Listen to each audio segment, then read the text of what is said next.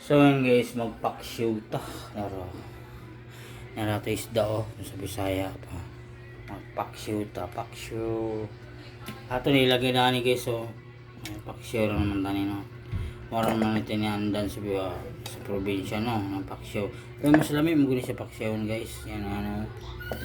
Mo nilami ng paksyo. Tapos kung kabalo mo sa ano ba paksyo, lagyan nato ng sibuyas, bawang, ayun na nato ni so para mo tuhop na yung kon baka na yung lasa ba sa ilalong ba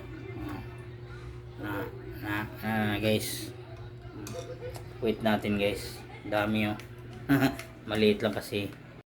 Ayan na guys, nilagyan natin ng sili, sibuyas, bawang, saka lagyan natin dito guys kaya nga paksyo. Atong paksyo guys, ilagyan na to ka ng tuyo maguna siya paksyo nga adobo maguna tawag na ron. Man sa tuyo guys, lagyan na to ng suka, narasuka na to. Tapos sumana na, lagyan na ng bitsin o nana si asin guys, tapos utangan to bitsin siya guys tapos utangan na to gamay nga tubig muna. Magsugod na tagluto, kuha ta kaning baso kay kung sa gulan magtubig gamay kaya itong paksyo, di ba?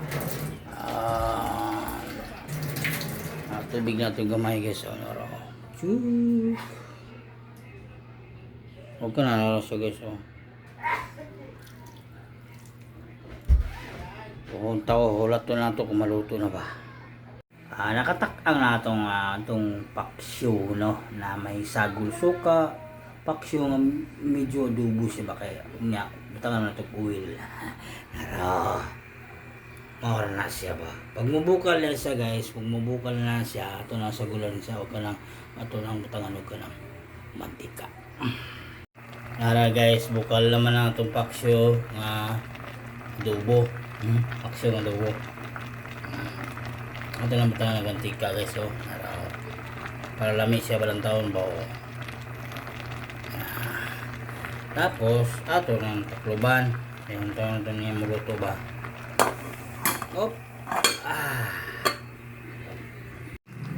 Kulay ng ating paksyo ng adobo dito, maraming sabaw of course para makakain naman yung mga ating may kasama kasi akong bata dito, anak ko, pamangkin ko, kaya sinadya akong ganito. So ganito ang gawin nyo guys kung kayo ay magluto ng paksyo ng adobo para po makakain ng chikiting mo gustong magsabaw. Guys, luto daw ating paksyo nga adobo. So, ito. Hindi ko alam kung anong pangalan ng isda na to, basta masarap siya sa paksyo nga adobo. Okay?